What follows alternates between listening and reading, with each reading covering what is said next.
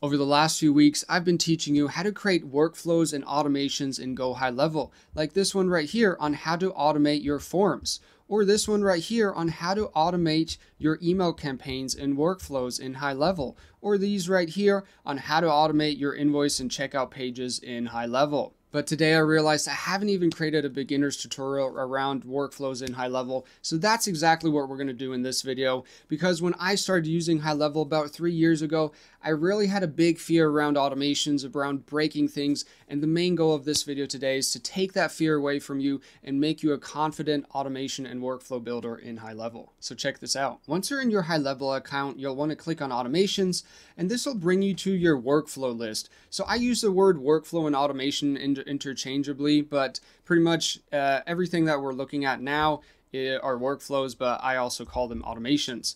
And once you're in your account, you can see there's a couple of buttons, couple of tabs, but a lot of them you really don't need. The main thing that you need are these folders and these lists down here at the bottom. This is where you would store all of your individual workflows. And I highly recommend creating folders because that'll just keep everything a lot more organized. And in combination with those folders, you want some sort of naming convention. So if I click into this folder A101, then I'll see automations that are called A101-1, A101-2. So basically that just again helps keep your account clean and prevents a mess. It's a lot easier to start clean and keep it clean than to clean up a mess in hindsight. So definitely start clean and have some sort of naming convention. And so if we go into the second folder, nurture campaigns, we'll find all of our nurture campaigns. If we go into the next folder with, let's say, canceled, no-show, reschedule, we'll see our calendar automations. And if we go into the next folder called invoices and checkout pages, we'll see all of our automations and workflows for invoices and checkout pages. So definitely create some sort of system around that again, where you have a unique naming convention and you just keep things organized. And so this is another High Level account that I'm partnering and working on, and I'm building a custom snapshot and automations and workflows for them. So I'm not just explaining this stuff for you in theory, but I'm actually practically building new snapshots and automations as I'm teaching this. And so in this account right here, you can see that if we go into the strategic campaigns folder, we actually have subfolders. So that's another cool new update from High Level, that within folders you can have subfolders to keep your account even more organized. And so once we actually click into one of these folders now, that's when you see the individual workflows and automations. Going back to our actual account over here, now that you know how to keep your account nice and organized, we can go ahead and start creating our first workflow. To do that, we'll click on this button right up here, and we'll just start from scratch right now, and we'll have a look at the recipes later. So once we start from scratch, you'll see it'll open up a new workflow and give it a unique name, and it'll be a blank sheet pretty much. It'll be a blank canvas. And again, when I started using High Level, I was very afraid of breaking things in here and setting things up wrong. So let me just try to formulate this as basic as possible, okay? Up here, you have triggers. And so once we click on trigger, we could add any trigger and we could hit save.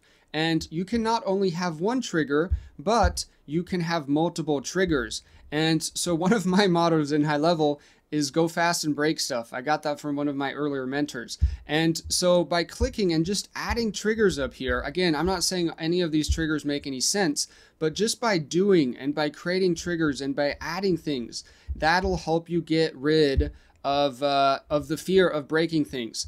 And so the first lesson here is you can have one or multiple triggers. Just create some triggers, have a look at those triggers. So once you click on add new trigger, you'll see this list of triggers over here on the right side, and you can see they're grouped. So all the contact triggers are here, and they have to do with the CRM, like when a contact is created, birthday reminders, contact change, some very powerful triggers right here, okay?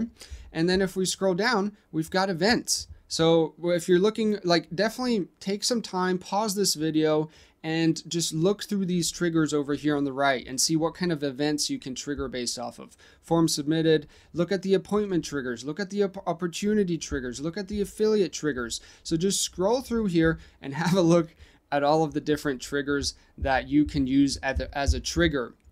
Okay, and if you're looking for a specific trigger, you've also got this search function up here. So we could type in tag, we could type in reply, And you can see now we've got customer replied. Let's type in call. And so we could say call status. This could be used for missed call text back. So again, triggers trigger the event. Once this trigger triggers, trigger these actions. So let's move on to actions down here. Again, triggers up here, actions down here. And the actions and the triggers are different because you can see once I hit this plus sign right here, this list already looks a little bit different than this list up here. So this is a good point to understand. Not every trigger is an action and not every action is a trigger, but you can have very, very similar or the same actions and triggers. So definitely, again, just make yourself familiar with the different lists and start searching for both triggers and actions because they're different lists. They look very similar, but they are different lists. And so if we now, for example, type in call here, we've got call, manual call to action, log external call. So we've got a lot of call actions. So let's go ahead and add this manual call action right here. And once you add an action or a trigger, you can see there's a little description right below it. So a manual call creates a manual action for someone to manually call the contact. Manual actions can be found in conversations and manual actions. So that's pretty cool. We can always learn anything and understand anything. And if you have any questions, comment them down below. This is my bread and butter, and I spend a lot of time in this automations and workflow part, so I'm happy to help.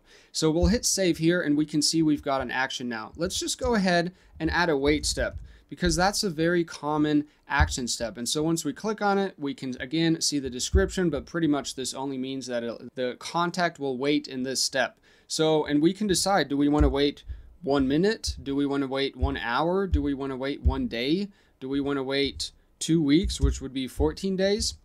We can do whatever we want here. This is where your creativity is pretty much your only limit when it comes to automating your business. And we can hit save. And so now we've got multiple triggers at the top. Again, I'm not saying these triggers and these actions make sense, but I'm just trying to inspire ideas and again, take that fear of making mistakes. And basically, once one of these triggers would trigger, if they have a birthday, if the email event is, let's say, let's select if the email event is opened and they opened the email, or if they clicked a trigger link, then it would trigger a manual call to be created for that specific contact that triggered this workflow. So once you'll activate these workflows, and I'll try to visualize that, you'll see them flow through here.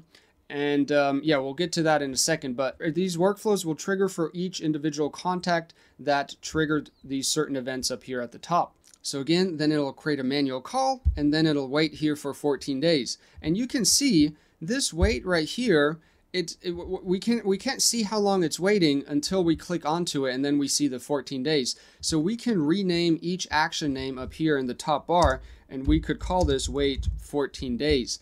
And now that we've changed that name, that change is visible up here. So if you're like, hey, manual call, I don't really understand that, I actually call it create new task, then you can just add that right here, and it'll pretty much, you know, be more clear to use. So you can rename this as you like. Each individual action step or each individual trigger can be completely renamed. And while we're in here, let's have a look at these filters, because every trigger has its own standard filters. So once you add a filter, you can see the standard fields, and the usual filter for trigger link is which trigger link do you mean? We do have some trigger links in this account, so we could say either trigger this action or this workflow, this automation, for when any trigger link is clicked. That's the way it's set up right now. Any trigger link, no filter, no filtering it down. But once we add a filter, we could say, hey, only trigger this specific workflow for when the trigger link product name number 1 is triggered. Then let's save this. And so now it'll only trigger for this specific trigger link. And if we wanted to personalize the workflow for this trigger link versus another trigger link, we could easily duplicate this workflow and change the trigger up at the top for the one trigger link and then create another workflow for the other trigger link. So let me just kind of visualize real fast how fast and easy that could be. We'll go back out here. We'll be in here, and you can see this is what happens if you don't use folders. It gets really messy. You have some workflows that are published, some that are drafted, and this is just a dummy account for my videos, so I'm not really trying to keep it clean. But this is the workflow that we're working on right now, and you can see it's got that unique name. If we wanted to rename it, we can go ahead and call this my video for the video that we're creating right now. And we can always uniquely identify it. So if you don't see a workflow, always click on this second page and it might be hiding right back here on the second page. And so now that we've renamed this one and we definitely know which one that is, we can go back to it. I accidentally misclicked right there, and we can hit these three dots. And from here, let's go ahead and see what we can do. We can edit the workflow, but we can also just go into the editing mode by clicking on the name. We could rename the workflow to my video 1 right here and hit save.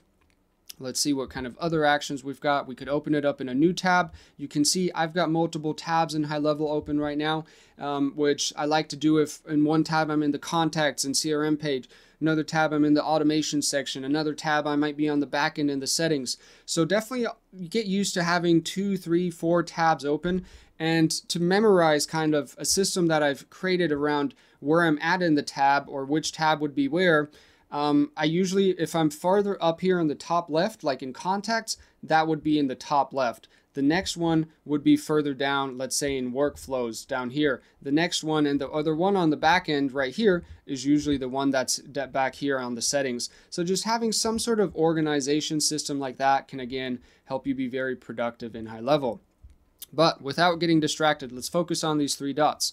We could publish the work from here. Let's just go ahead and do that, because the drafted mode basically means the triggers won't trigger. You cannot manually add anybody to the workflow, or if somebody triggers the trigger, it will not trigger the workflow. So drafted means nothing will happen, and it's kind of like the building mode. So at first, when you're still building the automation or the workflow, then you're usually in draft, and then once you've tested it or you're ready to test it, that's when you would publish the workflow. And back to my original point on why we actually came here. We do have a draft workflow button here. We have a move to a folder workflow, and then we've got this duplicate workflow. That's what we originally wanted to do. We could copy it. If you have agency access, you could copy this workflow to another sub account, or you could also delete this workflow.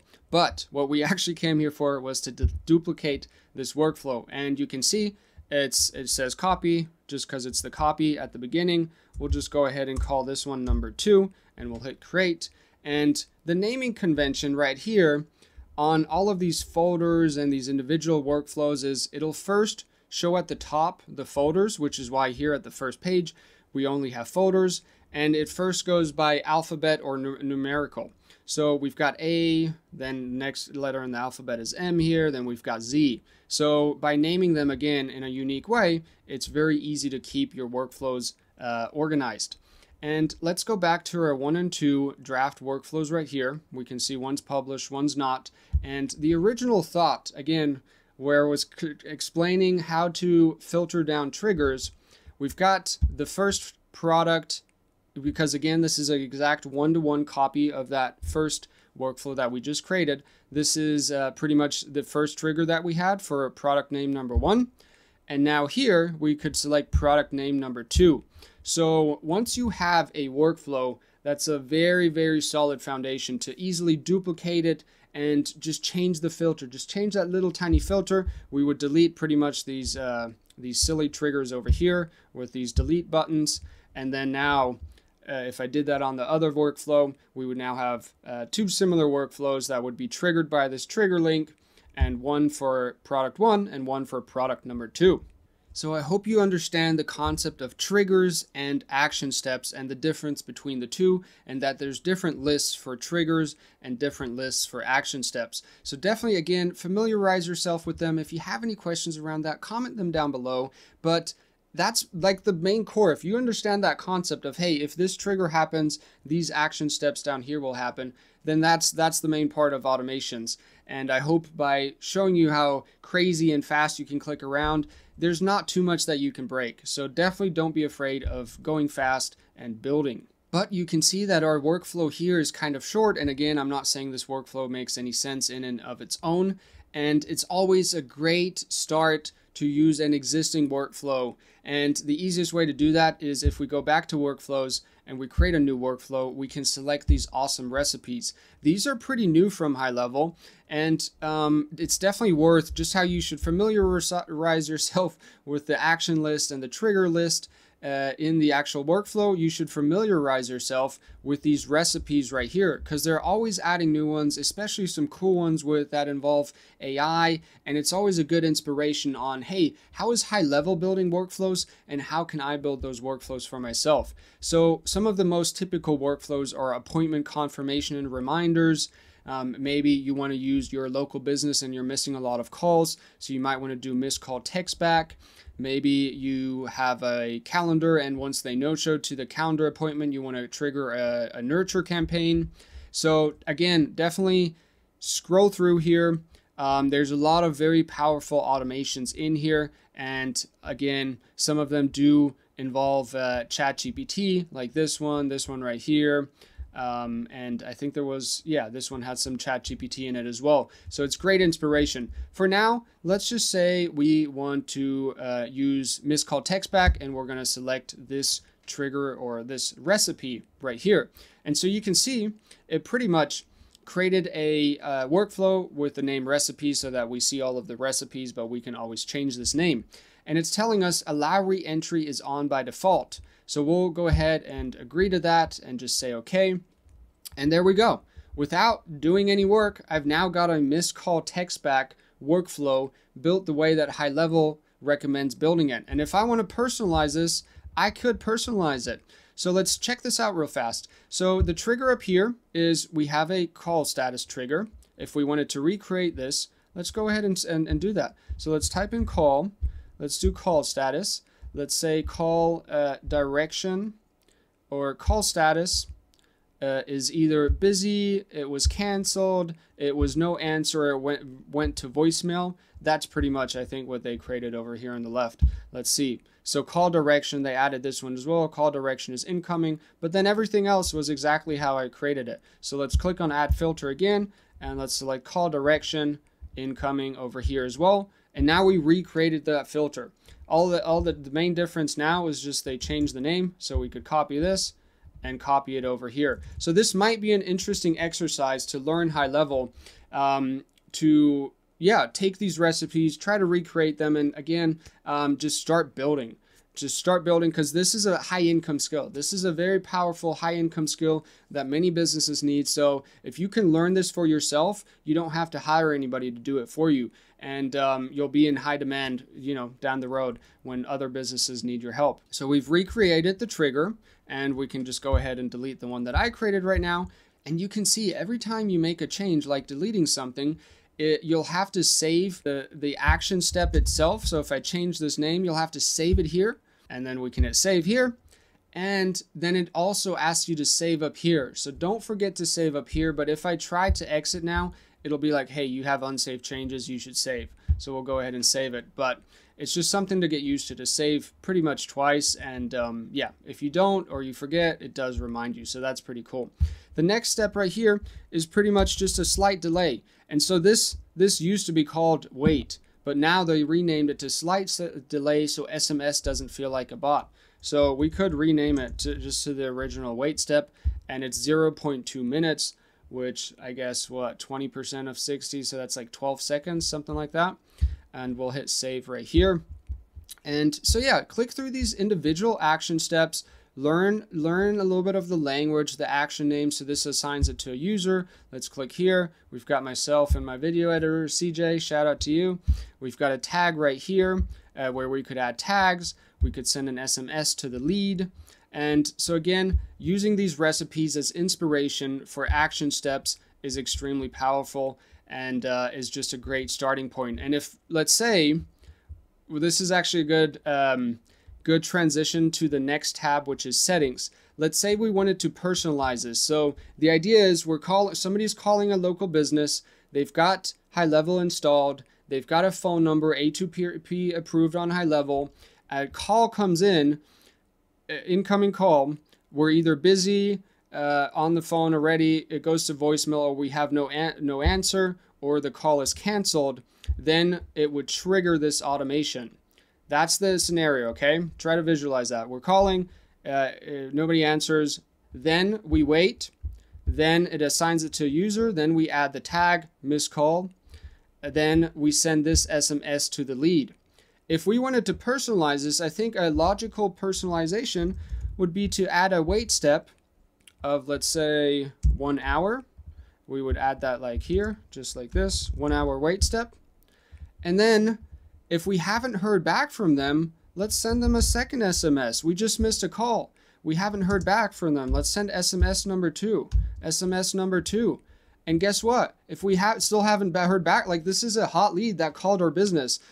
We gotta get a response. Like I'm in my world, if it's a hot lead that called our business, either they tell us to shut up and like, hey, opt out, or you know, they reply back and say yes. So depending on how aggressive you want to be in your marketing, I'm a big fan of nurturing this lead now. And you can decide, do I nurture them once every hour, once every day, once every month, once every week? So how aggressive you want to be with your marketing nurtures is totally up to you.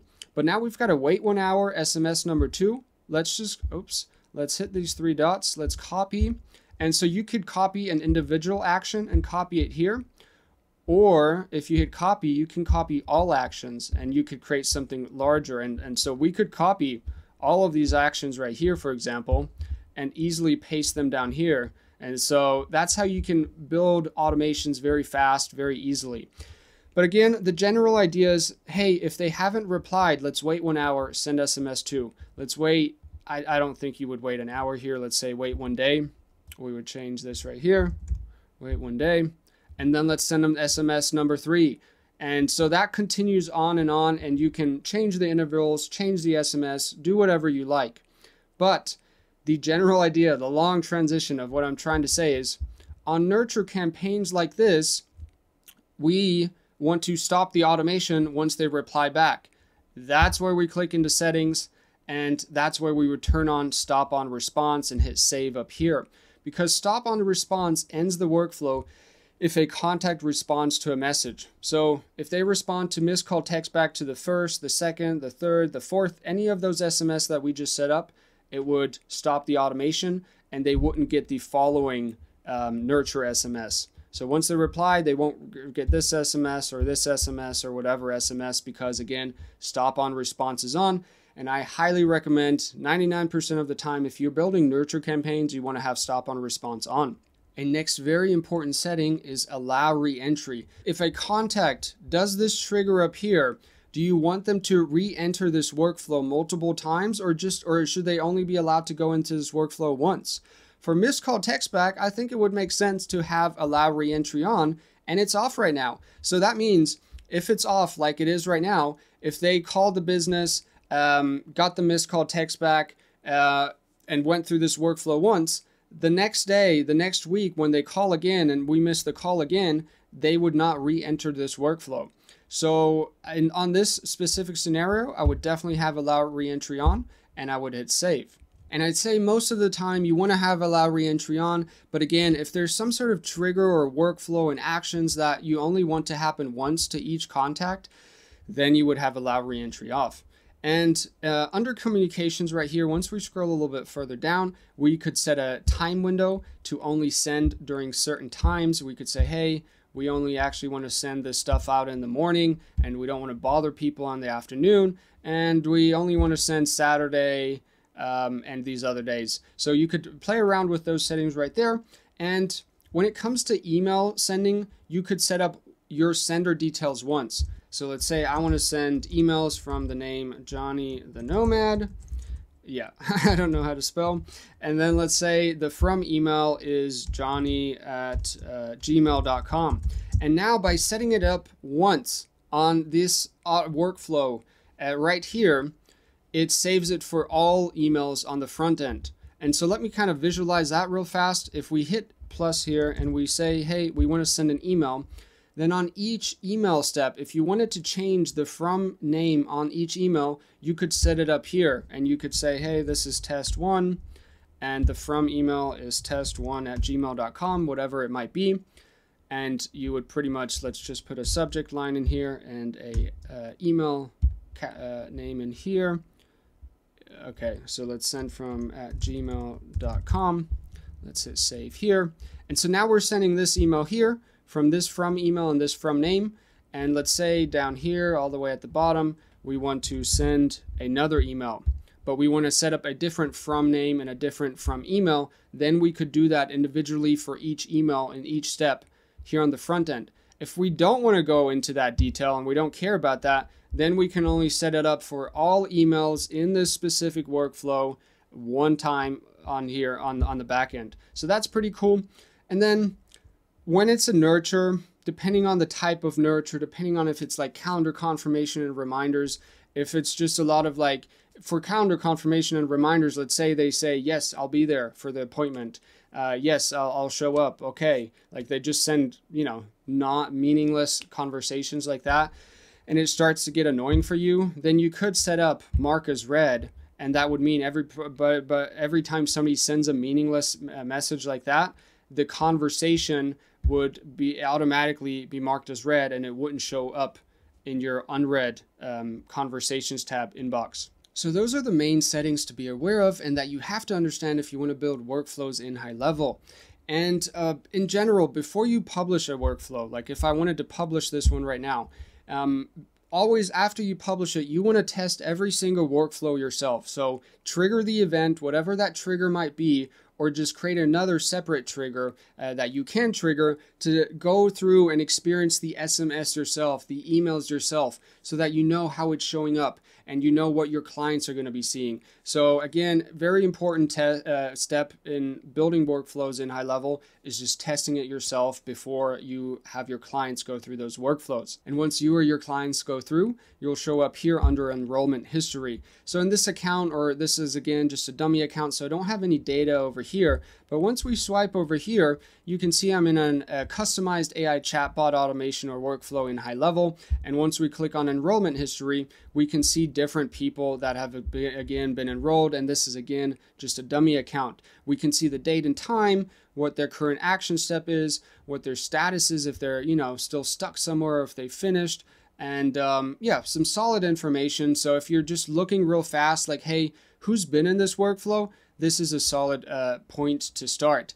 But a lot more detailed view of what actually happened for this contact in this workflow are the execution logs right here. If we click back to here, you can see that we've got Lindsay right here, and we can only see her name. But if we click into execution logs, you can see that we're actually seeing Lindsay's step-by-step process. So if we have a look at the builder here, this is again an AI chatbot called ZappyChat with advanced customizable AI chatbot automations for high level. And once a customer replies through any reply channel, they'll go down this if else condition. And we're saying, hey, if the contact includes the tag missed call text back, let's go down the missed call text back path and let's change the OpenAI prompt to a missed call text back OpenAI prompt. So that one, this is just a demo account, but that was set up incorrectly. That must have been my team member, not myself, obviously. Or let's add this tag. Let's use a booking or a non-booking bot. So pretty much what I'm trying to say is that being able to see once you're testing it, and I do this on a daily basis with this AI chatbot in different accounts, is you need to be able to see what did the workflow do. And that's exactly what you can see in the execution logs. So if we go into the execution logs for Lindsay right here, we can see that on this if else condition, she went down the path AI is off. So if we go back to the builder, we click here, she went down this path right here, AI is off. So that's very powerful, that if you're building complex workflows like this and you're like, why didn't it work? You need to have logs on how did this workflow execute and what went wrong. And again, I spend a lot of time in these execution logs building custom workflows and making sure that they work. So this is a little bit more advanced. I wouldn't worry about it as a beginner, but if you need to troubleshoot and you're unsure what happened, then the execution logs are the first place to start. While we're here and we have this test workflow button right in front of us, let's go ahead and select that. And this is just another way to test it. And again, this is just a dummy account. So let's put myself in right here and let's hit run test. And pretty much this is, again, if you can't trigger the actual trigger, that test workflow right here might be the easiest and fastest way for you to test it. When it comes to emails, while we're at the testing point again, you can also just send one-off individual test emails like this one right here by just putting your email in there. That's my email. And then just hitting the send test email, and then you will receive that email in your inbox or in the spam folder, depending on your email sending reputation. Another way to trigger workflows while we're at it, let's go ahead and go into contacts. Again, this is just a quick dummy account, and let's go into Jonathan Test right here. And once you're on this individual contact level like this, you can scroll all the way down to the bottom, and you can add people to automations with this button right here. So here you can see the active automations, and you can see that I'm active in this nurture email automation, and you could see the past automations as well. Or you could also add people to automations. So let's click on add right here.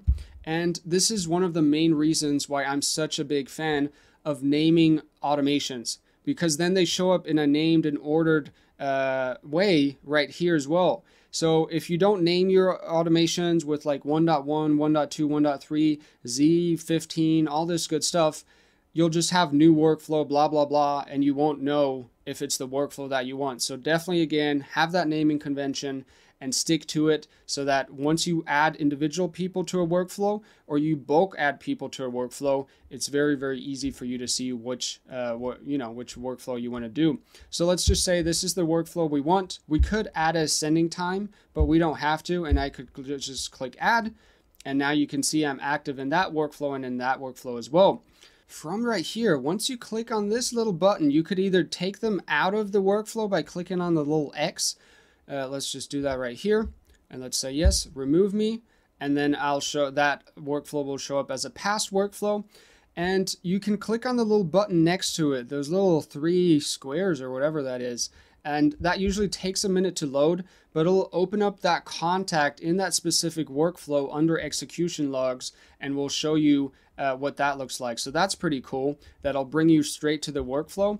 And from here, we can click into the builder, and now I can finally visualize what it looks like once somebody's active in the workflow. You can see my little munchkin icon right there, Jonathan Test. And if let's say 5 people, 19 people, however many people were active right here, it would say 19 instead of 1. And once you click on it, you would see everybody who's active in a list right over here. And you could remove them all from the current step to the next step, or you could remove them all from this step. So if you want to do bulk actions for a step, you could do that.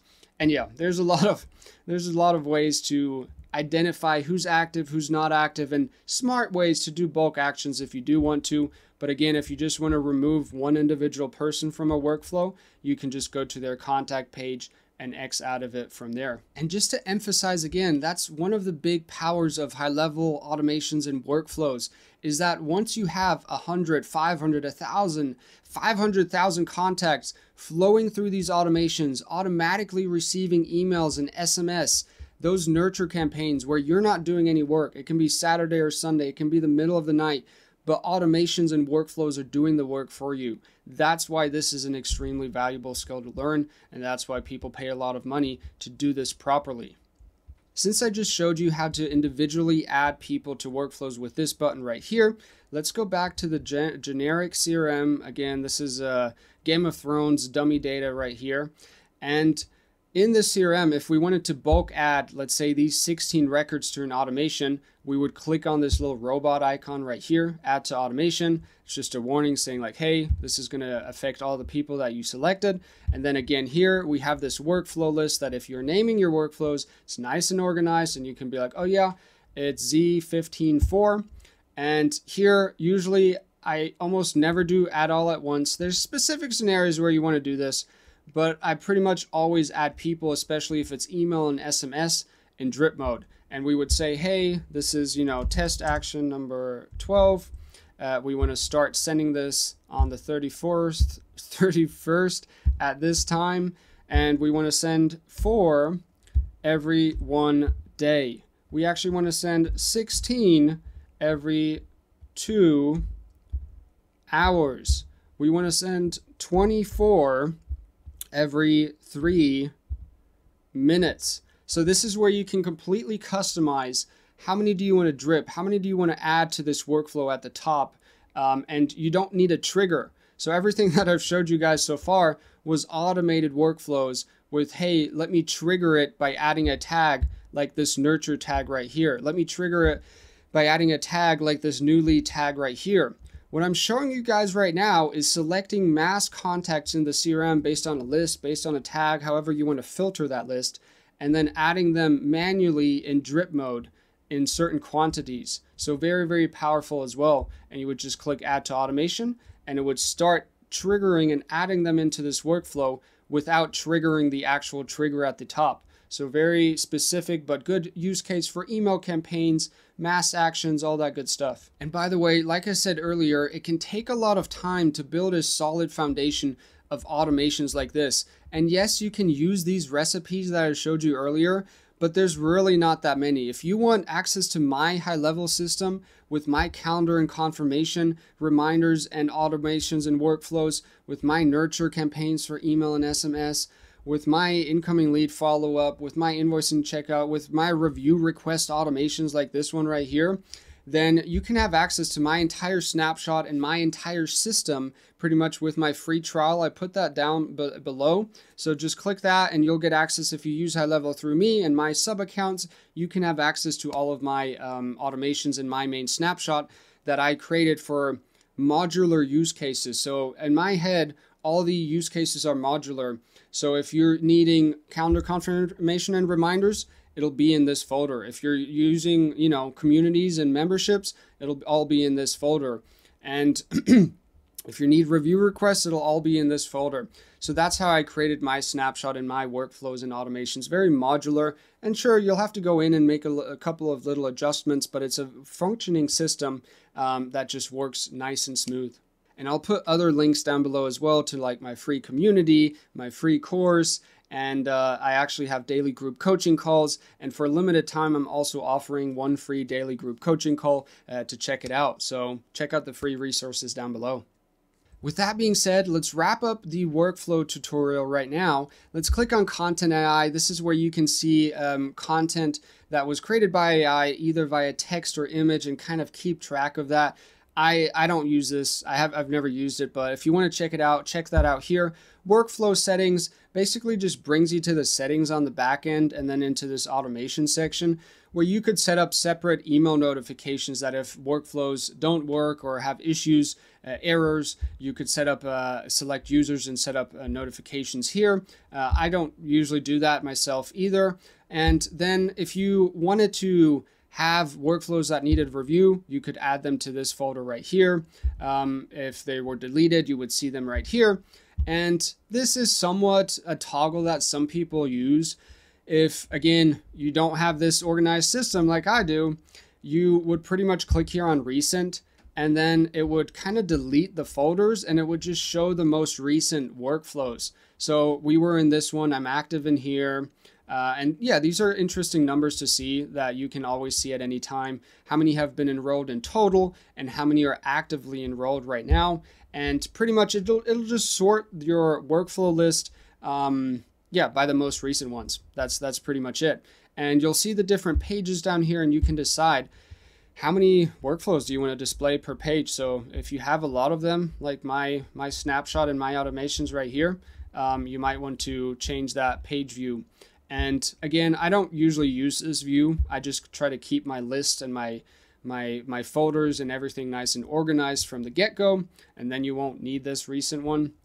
And if you wanted to filter and see, hey, is the status open, drafted, locked, published, all that good stuff, you could filter by that as well. But that's pretty much it. I hope you enjoyed this tutorial. I hope I was able to show you how fast you can build things and how you can build things faster by using recipes, by using a snapshot potentially, maybe my snapshot, maybe my high level sub account, and by having somebody who you can ask questions. Don't be afraid to ask questions. If you have some, comment them down below, shoot me an email, join my community, schedule a free daily group coaching call with me. I'm happy to help, and I hope you enjoyed this tutorial. If you did, go ahead and hit that like button as well, and I'll see you in the next one. Have a good one.